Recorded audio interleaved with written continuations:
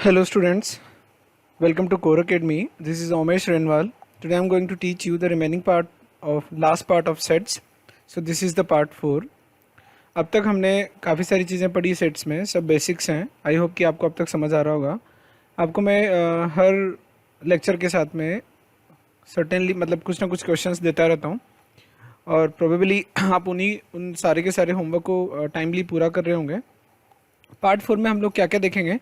अच्छा, ये मैं डाउट्स के लिए हमेशा बोलता हूँ, पार्ट 1, पार्ट 2, पार्ट 3 के जो भी डाउट्स हैं, अगर लेक्चर वीडियो में डाउट्स हैं तो आपको सिर्फ कमेंट बॉक्स में टाइम मेंशन करना है.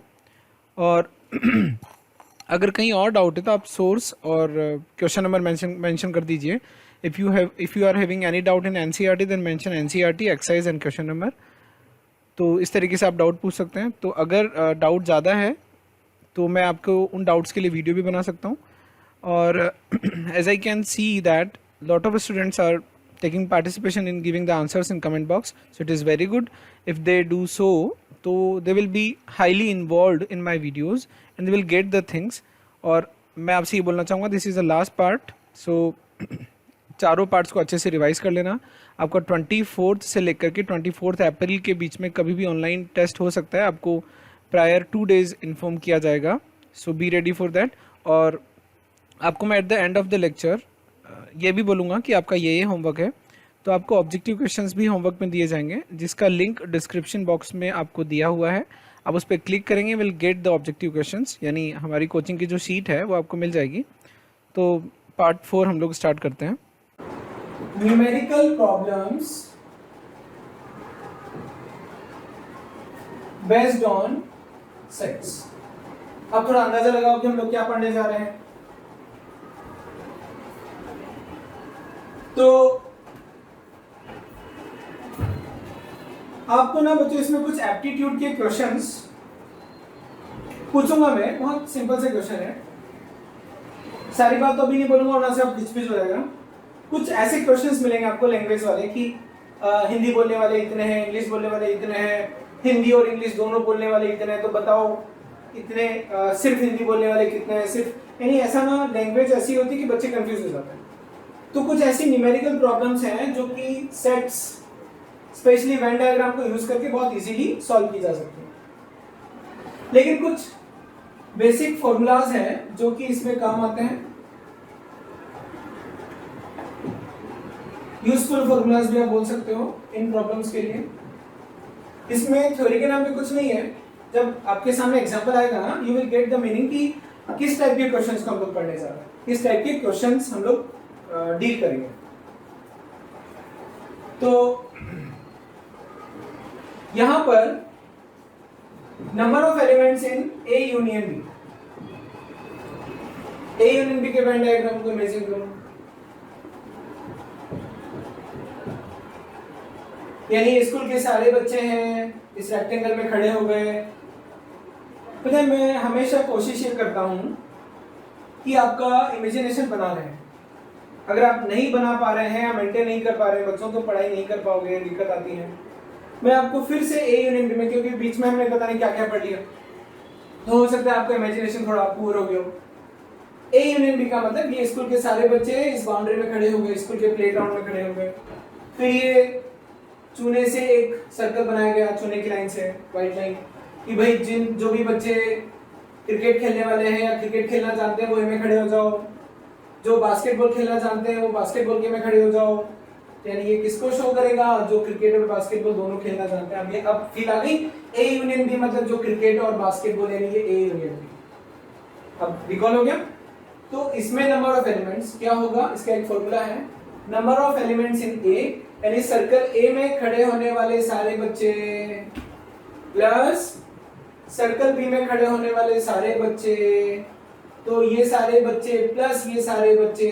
तो ये जो बच्चे हैं ये 2 बार गिनने में आए कि नहीं आए? हाँ सर आए. तो क्या करना है, यानी इस पूरे रीजन में खड़े होने वाले बच्चे बराबर इसमें खड़े होने वाले बच्चे प्लस इसमें खड़े होने वाले बच्चे माइनस ये बच्चे. क्यों? क्योंकि ये 2 बार ऐड हो गए. अगला फॉर्मूला है, अब जैसे मान लीजिए ये कोई पूछ ले नंबर ऑफ एलिमेंट्स, मतलब ऐसे क्वेश्चन आएंगे a माइनस बी, इसका मतलब ओनली ए में खड़े होने वाले बच्चे. बहुत आसान है.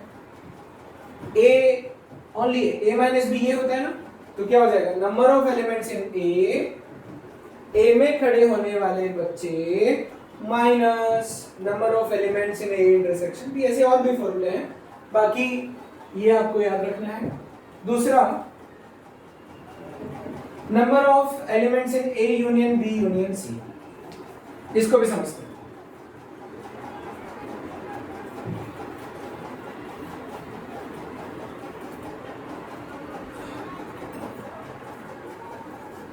तो number of elements in A union B union C, तो एक वेन डायग्राम हम लोग बनाते हैं ए बी और सी।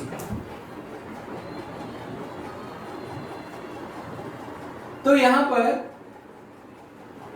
देखो आप cricket basketball, sorry cricket basketball, ये हॉकी कर दो इसको एच, वो ए को थोड़ी देर के लिए एच मान लो, है ना। तो यहां पर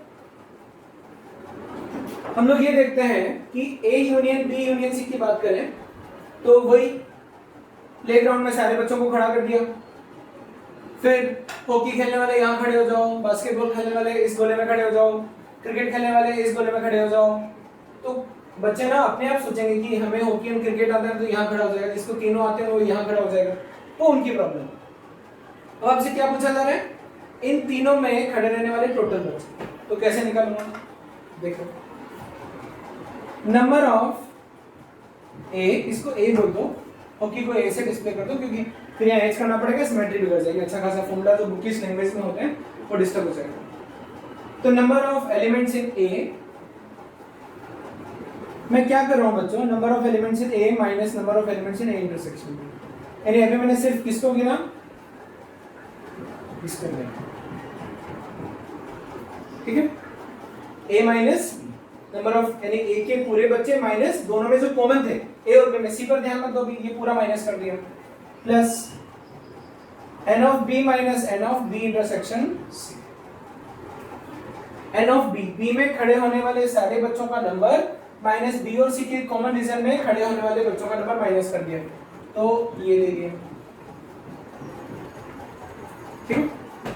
फिर प्लस, सर आपको पहले से पता था क्या, हाँ पहले से पता था, इसीलिए तो चीटिंग करके बता रहा हूं मैं आपको, लेकिन आपको समझना है so that you can learn the formula, you can learn how can we relate these numbers of sets, number of elements in set.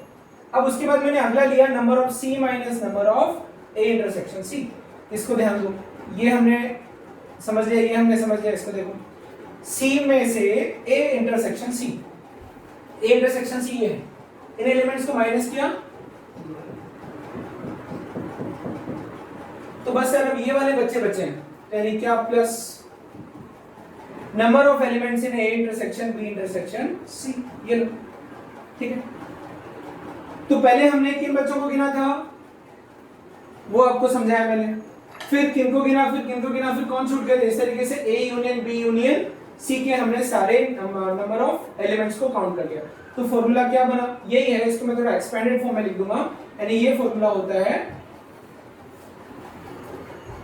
Number of elements in A union B union C is equal to number of elements in A plus number of elements in B plus number of elements in C minus number of elements in A intersection B minus number of elements in B intersection C minus number of elements in A intersection C plus number of elements in A intersection B intersection C। इसी को भी हमने समझा, आपको याद होना चाहिए। अब हम लोग ना न्यूमेरिकल प्रॉब्लम्स करेंगे बेस्ड ऑन सेट्स, यानी वेन डायग्राम को यूज करके न्यूमेरिकल प्रॉब्लम्स को हम लोग कैसे सॉल्व कर सकते हैं। ओके, उसी पर हम लोग बात करते हैं आगे। तो प्रॉब्लम है, आपको दिख रही होगी स्क्रीन पर, प्रॉब्लम है अमंग 1000 टूरिस्ट, तो टूरिस्ट है 1000, टूरिस्ट है हमारे पास 1000, उसमें से कहा जा रहा है 500 कैन स्पीक,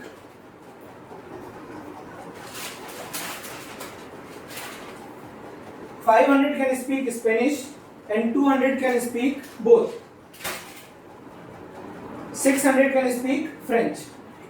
तो फ्रेंच बोलने वाले हैं 600, स्पेनिश बोलने वाले हैं 500,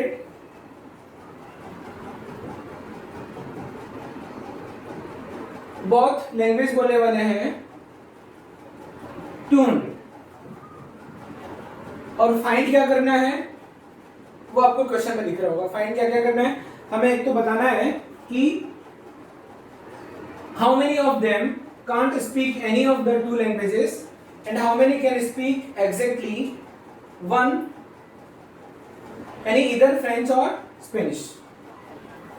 सबसे पहले इस पूरी सिचुएशन को वेन डायग्राम से समझते हैं। कोई भी क्वेश्चन हमें करना है तो हमने उन 1000 लोगों को खड़ा किया इस रेक्टेंगल में और कहा कि भाई जिनको फ्रेंच बोलना आता है इसमें खड़े हो जाओ। सो ये फ्रेंच का हो गया। फिर जिनको स्पेनिश बोलना आता है वो यहाँ खड़े हो जाइए, ठीक है। तो कुछ बच्चे कुछ जो पर्सन टूरिस्ट थे यानी वो 200 यहाँ होंगे, तो यहाँ कितना है 200। तो आप इसको ये 200, तो वेन डायग्राम जब आप बनाओ ना तो इस पूरे सर्कल में टोटल कितने खड़े हैं 600। तो मैं 600 को ऐसे लिख रहा हूँ क्योंकि क्या है ना 600 इस पूरे में और 200 इसमें। स्पेनिश में 500, तो 500 को मैं ऐसे लिख रहा हूँ। फिर इस वेन डायग्राम को आप दोबारा बनाएंगे और ये जो वेन डायग्राम आप दोबारा बनाएंगे ये हमारे काम का है। अब आपको जो भी आप नंबर लिखोगे यहाँ 200 है ना, इस पूरे सर्कल में थे 600, तो ये 400, मतलब ये 400 सिर्फ और सिर्फ ये वाला है। क्योंकि 600 लिखते कंफ्यूजन होता है, 600 टोटल और इसमें 200, तो इस वाली बाउंड्री में यानी अब हम जो भी एलिमेंट्स लिखेंगे बाउंड्री टू बाउंड्री लिखेंगे। इस 400 का मतलब इस बाउंड्री में लाई करने वाले, और इस बाउंड्री में लाई करने वाले जितने भी टूरिस्ट हैं वो 400 है, मतलब उनको सिर्फ और सिर्फ फ्रेंच आती है, उनको स्पेनिश नहीं आती है। इस टोटल सर्कल में थे 500, 200 इधर चला गया, इधर कितना 300। इसका मतलब 300 टूरिस्ट को सिर्फ और सिर्फ स्पेनिश बोलना आता है, they don't know to speak French. अब टोटल टूरिस्ट थे 1000, तो अब हिसाब लगाते हैं अपन। ऐसे वेन डायग्राम बना लिया ना, तो देखो 400 प्लस 200 600 प्लस 300 टोटल कितना 900। तो बच्चों 100 का है, फिर टोटल तो 1000 है ना, तो 100 का है बाहर है, इन दोनों सर्कल्स के बाहर है। क्योंकि जब हमने उनको खड़ा किया था तब 100 लोग ऐसे थे जो बेचारे ना तो इस सर्कल में खड़े हो पाए ना इस सर्कल में खड़े हो पाए, तो वो कहाँ थे बाहर थे, क्योंकि ना तो उनको फ्रेंच आती थी ना उनको स्पेनिश आती थी। तो यानी अब हमारे सामने सारी पिक्चर क्लियर हो गई। तो अब क्या पूछा है पहला क्वेश्चन, अब हमसे पूछा गया है how many of them can't speak any of two languages, यानी number of tourists who can't speak any of two languages। अब आपको दिख रहा है यानी कि जो इनके बाहर है, यानी कितना हो गया 100। सेकेंड हमसे पूछा है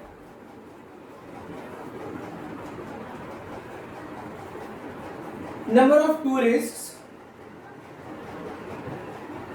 who can speak only exactly one language, exactly one of two languages। अब आप समझदार हो, exactly फ्रेंच बोलने वाले कितने हैं, यानी कि नंबर ऑफ फ्रेंच ओनली, सिर्फ फ्रेंच बोलने वाले, प्लस नंबर ऑफ सिर्फ exactly स्पेनिश बोलने वाले। 400 प्लस 300 कितना हो गया 700। दोनों क्वेश्चंस को हमने सॉल्व कर दिया। ये तो क्या हुआ बच्चों, हमने कॉमन सेंस से क्वेश्चन को सॉल्व किया। अब अगर हम बात करें कि बुकिश लैंग्वेज में इसको कैसे सॉल्व करेंगे, यानी आपको क्या करना है, हर प्रॉब्लम अभी आगे और भी प्रॉब्लम्स करेंगे, हर प्रॉब्लम में आपको वेन डायग्राम जो आप बनाओगे पहले एक रफ वेन डायग्राम बनेगा, फिर boundary to boundary Venn diagram number 2, ये वेन डायग्राम 2 है, ये वेन डायग्राम 1 है। तो हर क्वेश्चन को आप ऐसे ही करोगे, पहले वाले वेन डायग्राम से आप क्वेश्चन को तैयार करोगे, क्वेश्चन को समझोगे, और दूसरे वाले वेन डायग्राम से आप फाइनल उसको टच दोगे, बाउंड्री टू बाउंड्री एलिमेंट्स लिखोगे और फिर जो पूछा जाएगा उसका आंसर आप आराम से लिख पाओगे। इसको अगर मैं बुकिश लैंग्वेज में करूं तो कैसे करता हूं विदाउट यूजिंग वेन डायग्राम?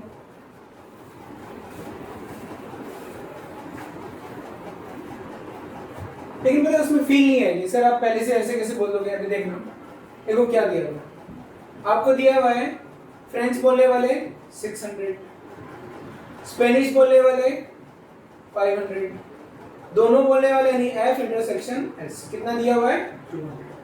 क्या क्या पूछा है उसको समझो पहले। पूछा है ये गिवन है। आस्क जो पूछा है वो है number of elements, number of elements. पहले क्या पूछा था? जो एक भी लैंग्वेज नहीं जानते, यानी कि ना तो फ्रेंच जानते हैं F complement, neither French nor Spanish. अब याद करो, नाइदर ए नॉर बी यानी number of elements in F dash and S dash, या फिर number of elements in F union S के कॉम्प्लीमेंट। यानी फ्रेंच और स्पेनिश जानने वाले टोटल जितने भी लोग थे, फ्रेंच और स्पेनिश, इंग्लिश वाला और है ना, उनके बाहर के जितने भी लोग थे, ये सब आपने पढ़े वेन डायग्राम, इसमें से कोई भी।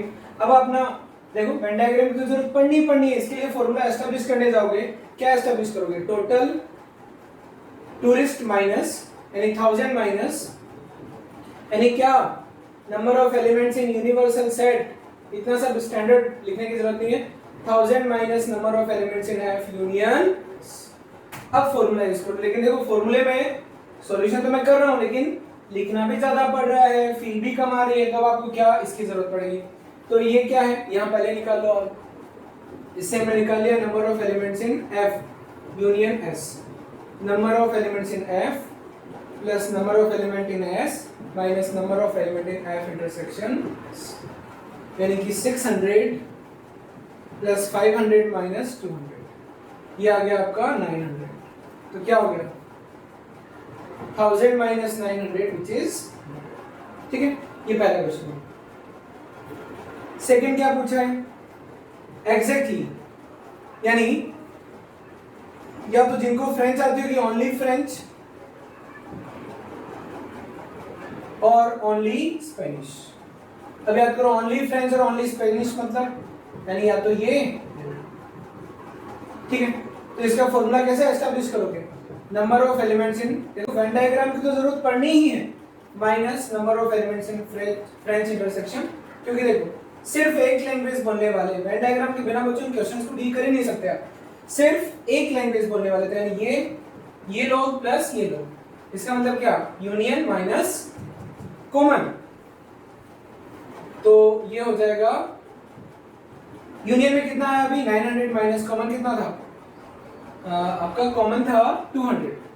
एफ ये वाला एफ इंटरसेक्शन एस में कितना आ गया? 700। तो 700 टूरिस्ट ऐसे हैं जिनको सिर्फ और सिर्फ एक ही लैंग्वेज आती है, इधर फ्रेंच और स्पेनिश। ये जो बना था ये डेल्टा वाला भी देखो, ये किसका वेन डायग्राम होता था? एफ डेल्टा एस, यानी इधर एफ और एस।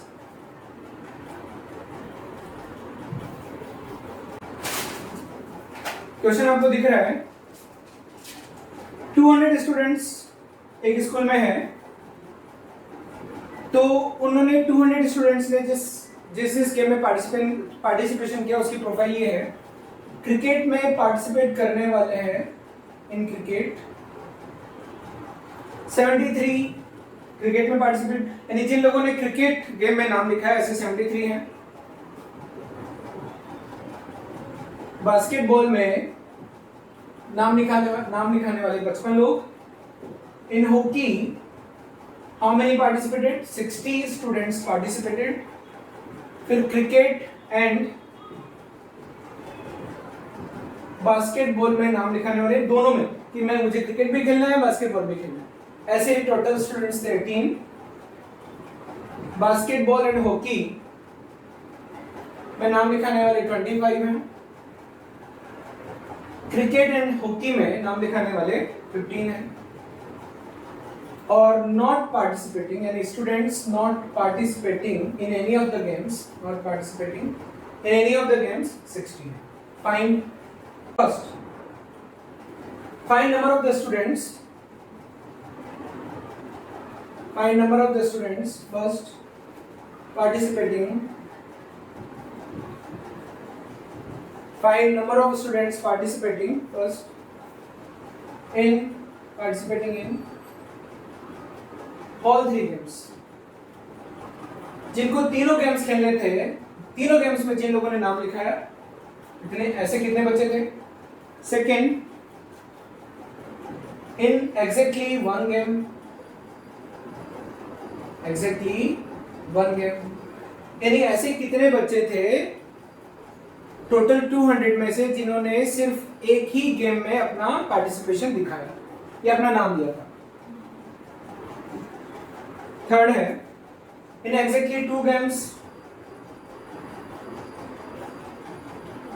फोर्थ है एटलीस्ट 1 गेम. ये मैं आपको चूंकि सॉल्यूशन मुझे बताना है तो मैं अपने लिए लिख रहा हूं, ठीक है, या आप जब सॉल्व करेंगे क्वेश्चन तो इस तरीके से रो इंफॉर्मेशन आप कलेक्ट करेंगे. एटलीस्ट 1 गेम अगर आपको दिख नहीं रहा तो यहां लिख देता हूं फोर्थ,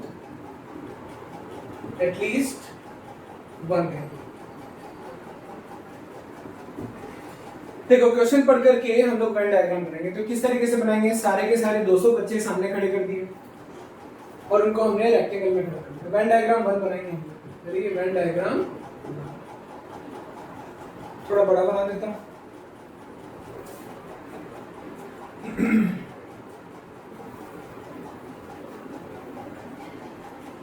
ये रेक्टेंगल में हमने पूरे 1000 स्टूडेंट्स को इकट्ठा कर दिया.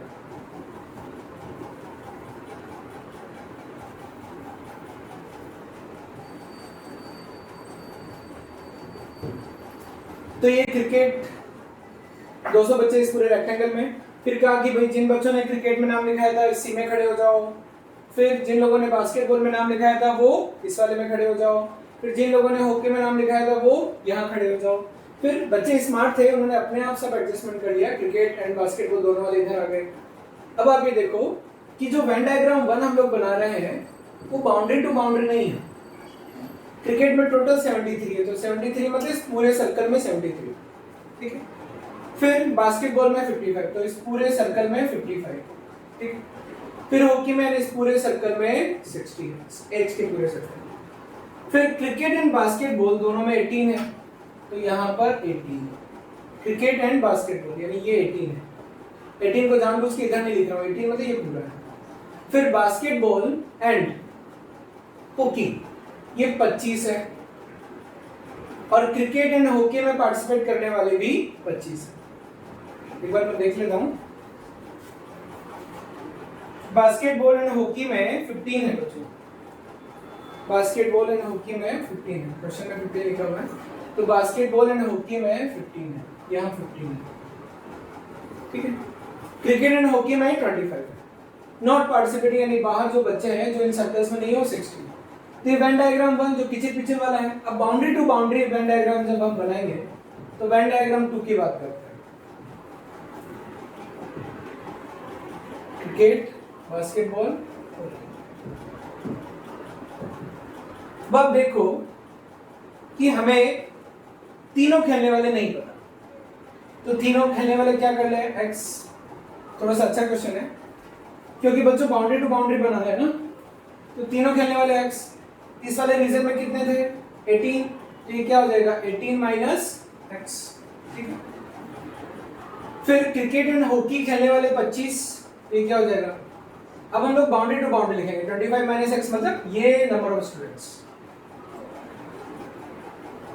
फिर बास्केटबॉल एंड हॉकी वाले 15, तो ये क्या हो जाएगा? 15 माइनस एक्स, ठीक. फिर टोटल क्रिकेट खेलने वाले कितने थे? 73. तो 73 में से यानी कि अब ये वाला जो रीजन है उसमें क्या लिखेंगे? पहले इन सब का सम करो. 18 माइनस एक्स, क्योंकि ये वाला जो रीजन है वो आगे कवर हो गया, ये कवर हो गया, ये कवर हो गया. अब हमें ये चाहिए, ये वाला. तो टोटल कितना है? 73. 73 में से कितना माइनस करना है? This plus this 18 minus x plus x 18, फिर 18 प्लस 25 माइनस एक्स कितना होगा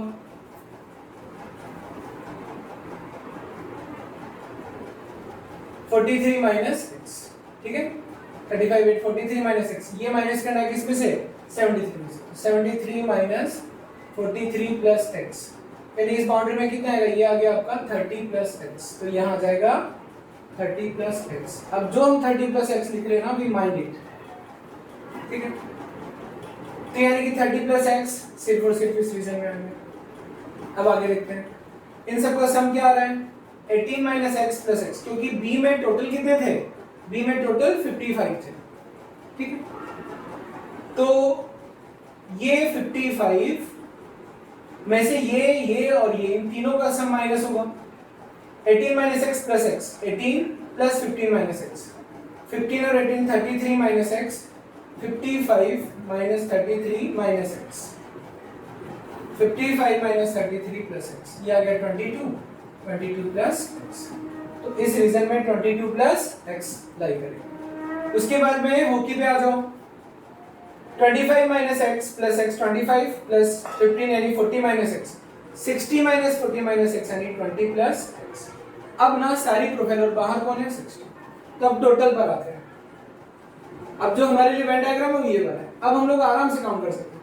ये 30 प्लस एक्स एकदम एक्सक्लूसिव है, यानी इस बाउंड्री वाले, तो this plus this plus this plus this, total कितना हो गया, सी में जितने थे 73, आप ऐड कर लो उतना ही आएगा, ये पूरा हो गया। अब उसके बाद में इसको देखते हैं, तो इसमें से ये वाला और ये वाला ऑलरेडी ये दोनों ले चुके हैं ना, अब हमें सिर्फ इन दोनों का सम लेना है, तो 22 plus x plus 15 minus x, वापस से समझो, ये पूरा सम ले लिया 73 plus 22 plus x plus 15 minus x, क्योंकि अब हम जो भी रीजन ले रहे हैं वो बाउंड्री टू बाउंड्री है, तो ये रीजन प्लस ये रीजन प्लस ये रीजन प्लस ये region 73 plus 15 minus x plus 22 plus x plus बचा क्या 20 प्लस एक्स प्लस 60, कितना होना चाहिए इक्वल टू टोटल कितना 200 बचे कुल थे, तो टोटल 200 इक्वल्स टू ये x है, ये कटा 73 प्लस 22 प्लस 15, तो 73 प्लस 22 95, 73 प्लस 22 75 95, 95 प्लस 15 95 प्लस 15 हो गया 110 प्लस 20 130 प्लस 60 190, देखो वापस ऐड कर लो 73 प्लस 22 95 110 प्लस 80 190 प्लस x कितना है 10, ठीक है, यानी कि नंबर ऑफ स्टूडेंट्स, पहला क्वेश्चन क्या था ऑल द 3 गेम्स, अब जैसे एक बार x आ गया यानी कि x 10 आ गया, अब हम सारे जवाब दे सकते हैं, यानी कि एक वेन डायग्राम हमें और बनाना पड़ेगा, उससे हम लोग सारे क्वेश्चंस का जवाब दे सकते हैं, यानी कि मैं इसी को मॉडिफाई कर देता हूं,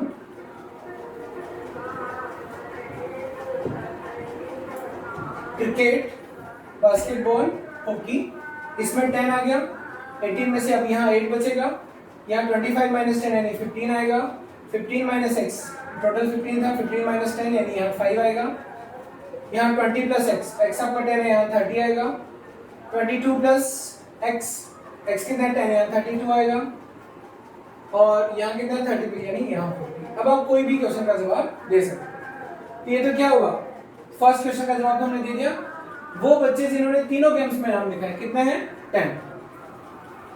क्वेश्चन नंबर 2 की बात करते हैं, number of the students participating in exactly one game,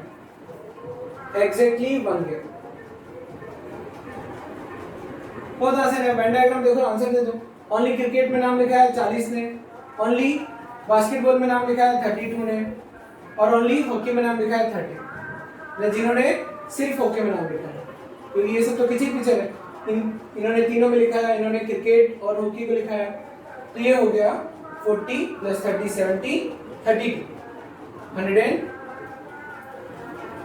third exactly 2 games, जिन्होंने एग्जैक्टली 2 गेम्स में नाम लिखा है, यानी कौन कौन से बच्चे, ये वाले और ये वाले। तो क्या हो जाएगा 8 + 15 + 5 दैट इज 28। उसके बाद फोर्थ, एटलीस्ट वन गेम, यानी ये तो आपको दिया हुआ है, यानी हर वो ऐसे बच्चे गिन करके बताओ जिन्होंने कहीं ना कहीं नाम लिखा है, तो वो सारे यूनियन वाले। यानी कि सर 200 में से 60 माइनस कर दो, ऐसे 140 बच्चे हैं, ठीक है। अब ये तो हुआ वेन डायग्राम से क्वेश्चन का सॉल्यूशन, ठीक है। अब हम लोग ना इसको फॉर्मूले से करते हैं, जो हमने 3 सेट्स के लिए फॉर्मूला तैयार किया था उससे करते हैं।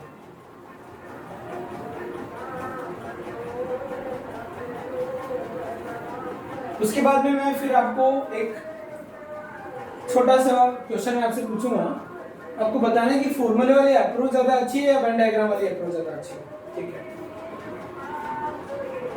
देखो यहाँ पर क्रिकेट को हमने सी से लिखा, बास्केटबॉल को बी से और हॉकी को आपको क्या क्या दिया हुआ है, number of elements in C 73, number of elements in B 55, number of elements in hockey 60,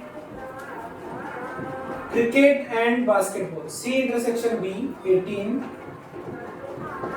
basketball and hockey 15, number of elements in cricket and hockey 25, और number of elements in cricket union, basketball union, hockey। Total 200 बच्चे थे, 60 ने participate नहीं किया, तो कितना 1।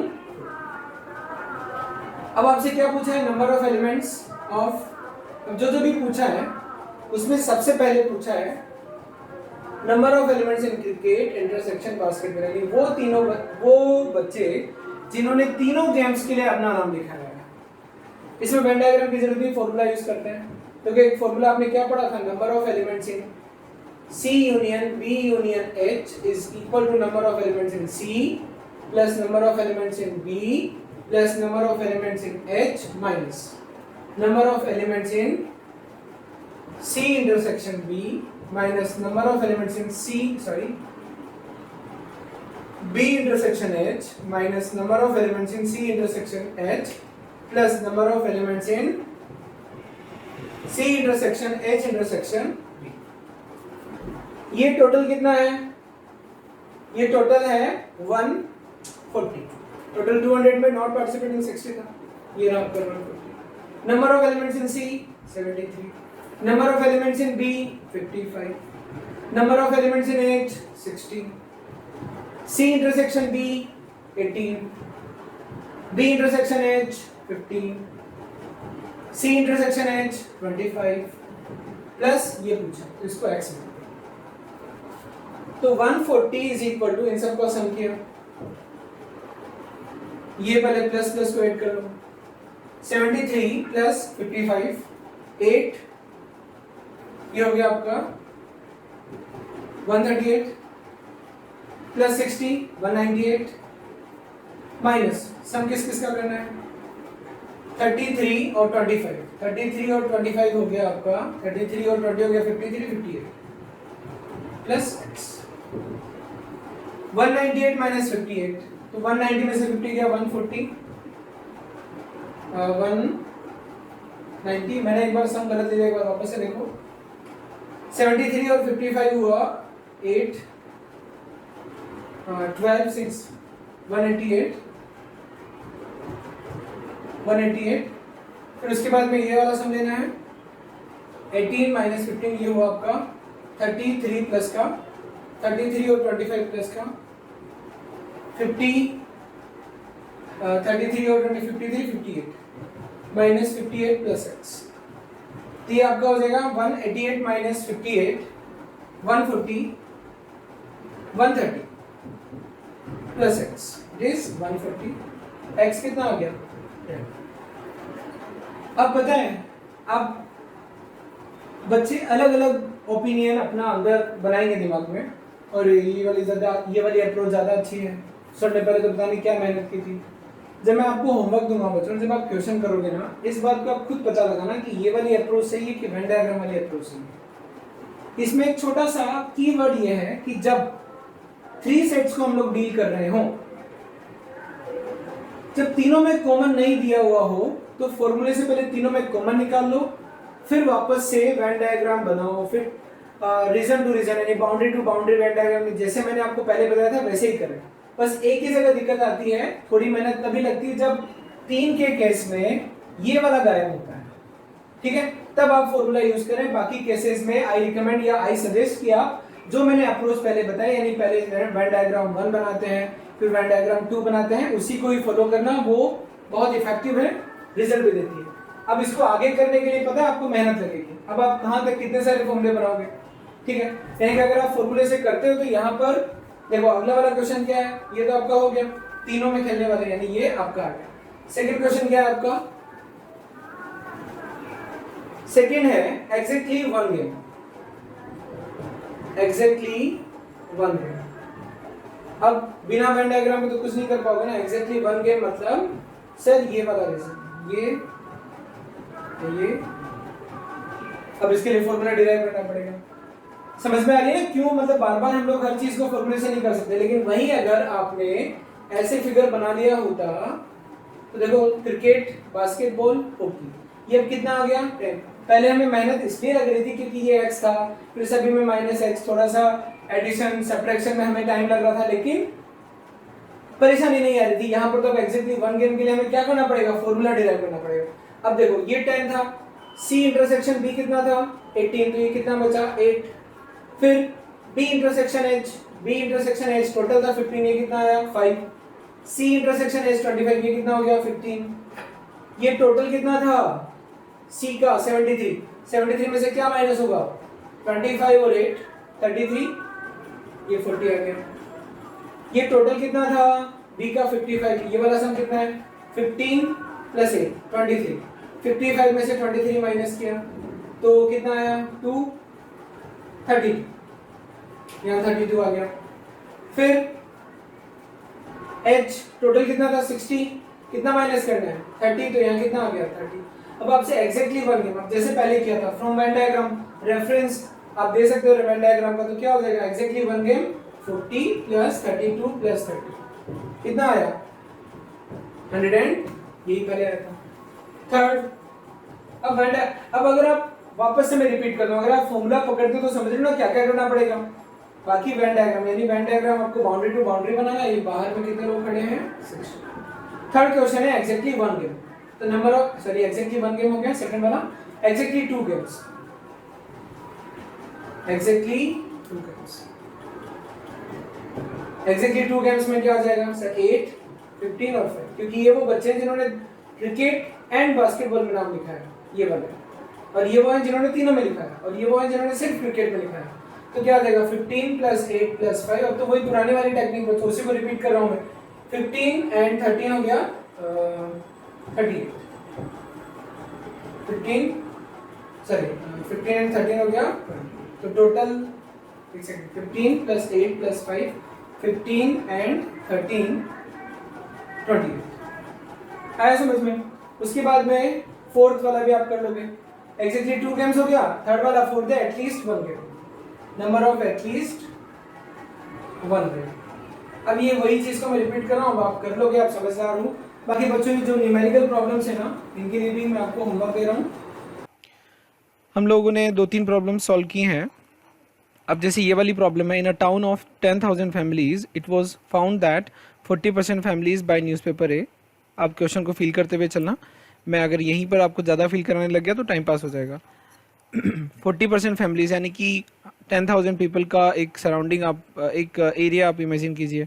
40% families bye newspaper A, 20% families bye newspaper B, 10% buy newspaper C, 5% families by A and B, 3% by B and C, 4% by A and C, if 2% families by all 3 newspapers, find। ठीक है, ये आपके सामने question है। तो हम लोग क्या करते हैं ऐसे क्वेश्चंस को करने के लिए, वेन डायग्राम बनाते हैं। तो ये हमने 10,000 फैमिलीज़ को रिप्रेजेंट करता है। फिर हमने एक फैमिलीज़ को 3 कैटेगरी में बांटा, A, B and C। Newspaper A पढ़ने वाली फैमिलीज़ को सर्कल ए में खड़ा करेंगे जैसा कि हम लोग करते आ रहे हैं, और न्यूज़पेपर बी पढ़ने वालों को यहाँ खड़ा करेंगे, सी को यहाँ खड़ा करेंगे। तो हमने खड़ा किया। ए में 40%, मैं नंबर नहीं लिख रहा हूँ क्योंकि सारा क्वेश्चन परसेंटेज में करूँगा, फिर इसका आंसर जो क्योंकि सब जब ये बात परसेंटेज में कर रहा है तो हम लोग भी क्वेश्चन को परसेंटेज में सोल्व करते हैं। फिर जो पूछा है वो परसेंटेज में आ जाएगा, फिर हम 10,000 का परसेंटेज निकालेंगे and will get the answer. तो ए में 40% है, बी में 20% है। हम लोग जो वेन डायग्राम 1 बना रहे हैं अभी, फिर एक और वेन डायग्राम बनाएंगे, देखो वेन डायग्राम 2। सी पढ़ने वाले 10 है, इस पूरे सर्कल में खड़े होने, इस पूरे सर्कल में आने वाले 10 है। अब ए एंड बी 5 है, ए एंड बी 5% फैमिलीज। फिर बी एंड सी में कितना आएगा बताओ, 3%, तो यहाँ 3 भर दिया। फिर 4% बाय ए एंड सी, तो ए एंड सी यानी इस पूरे रीजन में कितने लोग खड़े हैं, 4। अब 2% फैमिलीज बाय ऑल 3 न्यूज़पेपर्स, तो 2 यहाँ पर आ गया। अब हम लोग एक और वेन डायग्राम बनाएंगे which will depict number of the persons standing in the particular region. ठीक है, जैसे यहाँ आप जो भी नंबर लिखेंगे ना वो इस रीजन में खड़े हुए पर्सन्स को रिप्रेजेंट करेगा। So will make another Venn diagram A B C. अब देखो यहाँ 2 है, ठीक है, तो यहाँ कितना हो जाएगा 3, यानी ओनली इस रीजन में, क्योंकि इस पूरे रीजन में 5 है, इसमें 2 है तो ये 3। फिर इसमें 1, क्योंकि 3 है तो 3 - 2 1। इसमें 4 है, इसमें 2, तो बताओ यहाँ कितना आएगा, 2 आ जाएगा। यहाँ 2 था ही। अब जो भी लिख रहे हैं ना, मतलब बाउंड्री वाइज लिख रहे हैं, ये 3 इसी बाउंड्री में खड़े हैं, इसी बाउंड्री में खड़े हैं, मतलब ये क्या है, ए है, बी है, पर सी नहीं है। ठीक है, फिर अब ए में देखते हैं, यानी ओनली ए। ठीक है, तो ओनली ए में क्या हो जाएगा, टोटल, ये टोटल सर्कल में 40 - 3 - 2 - 2, मतलब 3 2 5 2 7, 40 - 7 33। ऐसे बी में बताओ कितना होगा, 20 5 6 14 हो जाएगा। सी में देखो 4 2 6 3 9 1, सॉरी ये यहाँ पर आपका 10 था, तो हम लोग इधर मैंने ऐड कर दिया था अभी, 2 2 एंड 1 कितना हो गया, 2 + 2 4 एंड 5, तो 10 - 5 5 आ गया। अब हम लोग सारे आंसर दे सकते हैं। तो पहला क्वेश्चन क्या था, the number of families which bye newspaper A only, मतलब ये वाला जो रीजन है। ठीक है, तो 33 हो गए, 33% हुआ, नंबर ऑफ पर्सन 33%। तो 10,000 का 33% विल बी 3300। आगे बढ़ते हैं। अब क्या पूछा है, the number of the families which buy none of A and B and C, यानी कि जो इन सर्कल्स में खड़े ही नहीं है, बाहर खड़े हैं। तो पहले हम लोग टोटल कर लेते हैं, क्योंकि टोटल करने से अब गलत नहीं होगा, क्योंकि अब ये एक्सक्लूसिव एलिमेंट्स हैं, ये 33 अलग है, ये 3 अलग है, सबका टोटल क्या, 33 + 3 + 2 + 2, ये कितना हो गया, ये 40 हो जाएगा। 40 + 14 + 1 + 5। तो the number of the families which buy none of 3, 100 minus, यानी टोटल रेक्टेंगल में खड़े थे 100 माइनस इन सर्कल्स में खड़े हुए सारे के सारे एलिमेंट्स, तो 40 तो ये हो गए, 40 + 14 + 5, 40 + 14 + 1 + 5 कितना हो गया, 60। 100 - 60 40, तो 40 बाहर है। ये 40% लोग वो हैं जो न्यूज़पेपर नहीं खरीदते। तो कितने लोग हो गए, ये 10,000 का 40% 4,000 लोग हो गए। अब इस क्वेश्चन को, ये तो मैंने आपको वेन डायग्राम से किया, अब लड़ाई यही हो रही है कि कुछ बच्चे ना चाहते हैं कि फॉर्मूले से करें। तो बच्चों, मैं तो आपको बोल रहा हूँ कि मैं तो कभी भी रिकमेंड नहीं करता हूँ फॉर्मूला, तभी करता हूँ रिकमेंड जब मुझे लगता है कि फॉर्मूला लगाना यहाँ पर टाइम सेविंग होगा, तब मैं वहाँ पर फॉर्मूला लगाता हूँ। या कभी उलझ जाता हूँ तो फॉर्मूले से बाहर निकलने की कोशिश करता हूँ, लेकिन फर्स्ट अटेम्प्ट आप वेन डायग्राम से ही लगाना।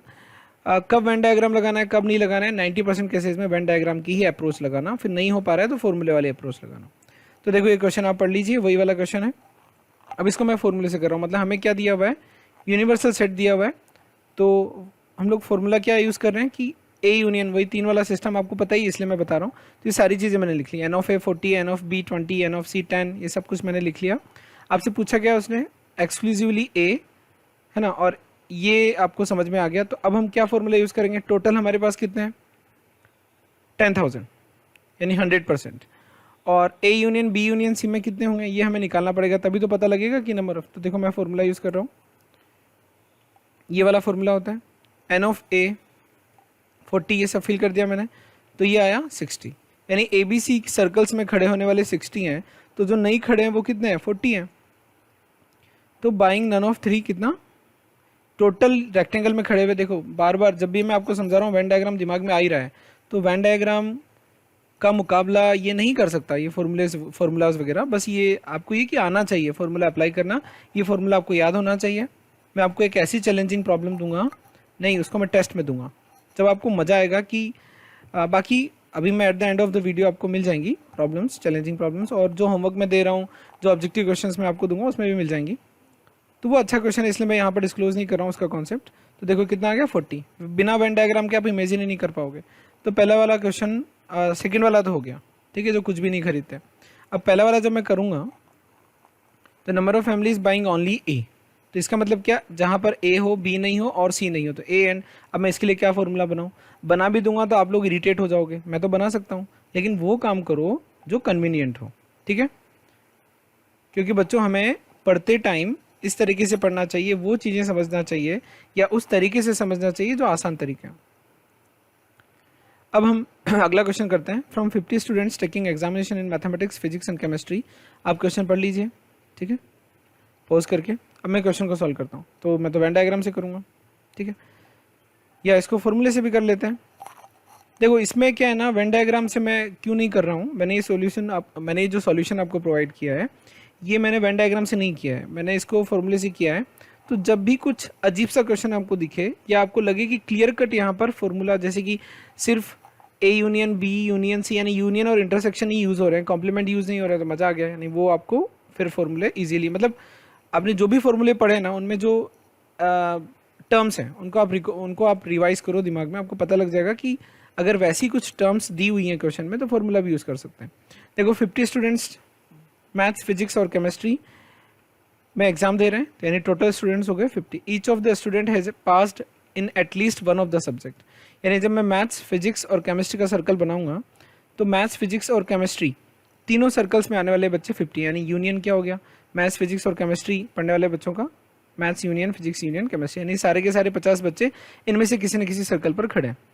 आगे बोल रहा है, अब वो बोल रहा है कि 37 पास इन मैथमेटिक्स, तो मैथमेटिक्स के सर्कल में 37, 24 फिजिक्स में, 43 केमिस्ट्री में, एंड एट मोस्ट, देखो ये क्वेश्चन थोड़ा अजीब है ना, eight most 19 passed mathematics, at most यानी कि क्लियरली नहीं बता रहा है, 19 पास्ड मैथमेटिक्स वो बोल रहा है, यानी मैथमेटिक्स में 19 लोग मैक्सिमम में पास करने वाले। इसका मतलब ये हो गया कि मैथमेटिक्स में नहीं, सॉरी, 37 पास्ड, ये तो लिख ही लिया था, 19 एट मोस्ट 19, यहाँ से at most 19 passed mathematics and physics.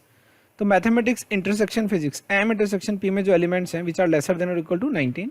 In the same way at most 29 mathematics and chemistry, M intersection C lesser than equal to 29, 20 physics and chemistry, वही P intersection C lesser than और equal to 20। अब पूछा गया आपसे what is the largest number that could have passed all 3 examinations, यानी ऐसे कितने बच्चे हैं जो ऑल 3 एग्जामिनेशंस। तो मैं तो वही वाला फॉर्मूला यूज़ कर रहा हूँ। अब देखो इसमें आपको क्या क्या दिया हुआ है, ये आपको दिया हुआ है एन ऑफ एम, ये दिया हुआ है, ये दिया हुआ है, ये आपको नंबर नहीं दिया हुआ है, ये आपको कुछ दिया हुआ है, फिर ये भी आपको लेसर देन इक्वल टू, ये भी आपको लेसर देन इक्वल टू दिया हुआ है, ठीक है। और आपसे ये पूछा है, अब इसकी आपसे क्या पूछी है, what is the largest number, यानी इसकी मैक्सिमम वैल्यू पूछी है, ठीक है। ये आपको क्या दिया हुआ है 50, तो अपन क्या करें, इसके लिए फॉर्मूला डिराइव कर लेते हैं। तो ये क्या है, M intersection P intersection C में जो नंबर ऑफ एलिमेंट्स हैं वो क्या हो जाएंगे, या फिर मैं क्या कर रहा हूँ, इन तीनों को अलग कर ले रहा हूँ। क्यों अलग किया अभी समझाता हूँ। इन तीनों को जब अलग किया तो ये ऐसा कुछ आ गया। अब मैं क्या है, इन इक्वेशन की कंडीशन लगा सकता हूँ, क्योंकि बच्चों जब कोई पर्टिकुलर नंबर पूछा जाए तब तो इक्वेशंस को यूज़ करते हैं। जब आपसे पूछा जाए कि एक पर्टिकुलर वेरिएबल की या एक अननोन चीज़ की मैक्सिमम वैल्यू बताओ, largest number that could have passed all 3 examinations, तो मैं क्या कर रहा हूँ, इन पर मुझे कंडीशन पता है कि ये वाला पूरा एक्सप्रेशन इज लेसर देन, क्योंकि it is lesser than equal to something, इसकी मैक्सिमम वैल्यू दी हुई, इसकी मैक्सिमम वैल्यू दी, यानी तीनों की मैक्सिमम वैल्यू दी हुई है। तो इन तीनों के बराबर क्या है, ये पूरा का पूरा एक्सप्रेशन, तो यानी कि ये तीनों का सम इन सब के बराबर है, तो जो इसकी मैक्सिमम वैल्यू होगी वही इसकी मैक्सिमम वैल्यू होगी। यानी मैं क्या बोल सकता हूँ, n of M plus n of P plus n of C plus n of this minus this is lesser than और equal to this plus this plus this. यानी क्या हो गया, n of M 37 plus n of P 24 plus n of C 43 plus n of तीनों का intersection x मान लिया minus M union P union C 50। तो ये इसकी मैक्सिमम वैल्यू क्या है, इसकी मैक्सिमम वैल्यू -50, और ये हमारे पास कहाँ आ गया, लेसर देन इक्वल टू 68। 68 में क्या है, इन तीनों का सम, ये m इंटरसेक्शन p यानी 19, ये जो है ये 19 + 29 + 20 है। अब x यानी मुझे इसकी मैक्सिमम वैल्यू चाहिए, तो x इज इक्वल टू क्या 68 माइनस ये पूरा जो भी आपने सम कर लिया, तो यानी x is lesser than equal to 14, यानी कि तीनों के इंटरसेक्शन में मैक्सिमम 14 बच्चे हो सकते हैं। और ये 14 बच्चे कब होंगे, जब इसमें मैक्सिमम 19 हो, इसमें 20 हो, इसमें 29 हो।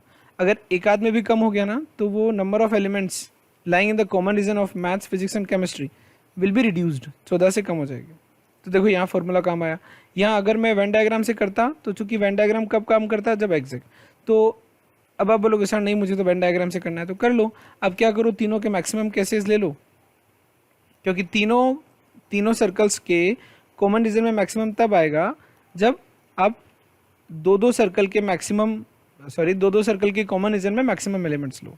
ठीक है, तो वही हमने लिया, इन सब के मैक्सिमम वैल्यू लेकर के कर सकते हो। बट आई सजेस्ट कि इसमें फॉर्मूला ठीक है, तो आप कंफ्यूज मत होना। फॉर्मूला बहुत कम केसेस में लगता है, जब आपको लगे ना क्वेश्चन एकदम अजीब है, तो in that case you can use formulas. ये आपको problems to be answered in comment box देख लीजिए, पोज करके क्वेश्चन नंबर 1, 2, 3 है, सिर्फ आपको आंसर देना है। कई बच्चे कमेंट बॉक्स में पूछ रहे हैं कि sir do we need to put the whole solution in the comment box. No, you do not need to put all complete solution in the comment box, because आपको टाइप करने में भी दिक्कत आएगी। पेन से लिखना आसान होता है, टाइप करके लिखना, और उसमें अगर कोई स्पेशल या फिर मैथमेटिकल लैंग्वेज आ गई तो आप परेशान हो जाएंगे। आप सीधा आंसर दें, इसीलिए मैं कमेंट बॉक्स में आंसर देने के लिए वही प्रॉब्लम देता हूँ जो प्रॉब्लम आसान होती हैं, या नहीं प्रॉब्लम आसान नहीं, मतलब इनका आंसर देना आसान होता है। तो ये 3 प्रॉब्लम से आप इनका आंसर देंगे कमेंट बॉक्स में। अब आपको मैं यहाँ पर फाइनली बता देता हूँ कि आपको कुछ होमवर्क दिया जा रहा है। ये सोर्स है कि आपको होमवर्क कहाँ से दिया जा रहा है, उसमें से क्या क्या करना है। ये देखो, NCERT में आपको एक्सरसाइज 1.6 करनी है और मिसलेनियस एक्सरसाइज ऑन चैप्टर 1 करनी है 2 आवर्स। जो भी डाउट्स आएंगे आप कमेंट बॉक्स में NCERT एक्सरसाइज या पेज नंबर और क्वेश्चन नंबर मेंशन करके दे देना। मैं सारे डाउट्स को इकट्ठा करके next time whenever I will make the video, so I will come with your doubts from NCERT exemplar. कोई भी सोर्स हो सकता है। एग्जाम्पलर क्या है, कई बच्चों को नहीं पता, तो एग्जाम्पलर NCERT ने ही पब्लिश की है। कुछ अच्छे क्वेश्चंस का कलेक्शन है हर चैप्टर से, तो इसका लिंक मैंने यहाँ दिया हुआ है। मैं आपको डिस्क्रिप्शन बॉक्स में भी एग्जाम्पलर का लिंक दे दूँगा। एग्जाम्पलर में कुछ 50-60 क्वेश्चंस हैं, आप उनको करना, बहुत मज़ा आएगा आपको। बहुत अच्छे क्वेश्चन है, लेवल के क्वेश्चन है, कंप्लीट करनी हो रही है। वही बच्चे करें जिनको मेहनत करने का मन कर रहा है, जिनको सिर्फ 11th में टाइम पास करना है या सिर्फ पास होना होता है, वो NCERT बस कर लें, बाकी फिर मस्त रहें। ऑब्जेक्टिव एक्सरसाइज, तो go to the description box and click on the link. तो जैसे ही आप ऑब्जेक्टिव एक्सरसाइज मतलब डिस्क्रिप्शन बॉक्स में जो लिंक दिया हुआ है होमवर्क की ऑब्जेक्टिव एक्सरसाइज के लिए, उस लिंक पर आप क्लिक करोगे तो आप डाउनलोड कर लेना। कोचिंग की जो शीट है उसका कुछ पार्ट मैंने आपके लिए कमेंट बॉक्स में डिस्क्रिप्शन बॉक्स में उसका लिंक दिया हुआ है, उन क्वेश्चंस को आप करना। After that you will be fully ready for test which is going to be held in between 24th and 28th April. आपको प्रॉपर इन्फॉर्म कर दिया जाएगा 2 दिन पहले। तो आई होप कि बच्चों टेस्ट आपका अच्छे जाए, बहुत अच्छा जाए। और टेस्ट के पहले जितने भी डाउट्स हैं आप कोशिश करना कि 24th के पहले सारे डाउट्स आप पूछ लें। मैं वीडियो पहले भी बना सकता हूँ, अगर जैसे डाउट्स 8-10 इकट्ठे हो गए तो मैं 8-10 का एक वीडियो बना दूँगा, ठीक है। या किसी की डाउट ऐसा है कि मैं कमेंट बॉक्स में इसको संभाल सकता हूँ, तो कमेंट बॉक्स में संभाल लूँगा। It is my headache now. आप तो सिर्फ जहाँ पर भी डाउट है आप डाउट पूछें और टेस्ट के लिए रेडी रहें। टेस्ट ऑनलाइन होगा, आपको बराबर इन्फॉर्मेशन मिलेगी, कोचिंग से कॉल भी आएगा। और जो नए बच्चे हैं जो अनरजिस्टर्ड हैं वो कोचिंग के नंबर 9630588100 पर कॉल करके पूछ सकते हैं, या गूगल पे आप सर्च कर लेना कोरकेट में, गेट द कॉन्टैक्ट नंबर। फिर आप कॉल करके बात कर लेना कि मुझे टेस्ट देना है, how can I appear in the test. Okay, so finally this is the end of part 4। Sets की थ्योरी यहाँ ख़त्म होती है। आप अच्छे से क्वेश्चंस करें, होमवर्क करें। ओके बच्चों, बाय।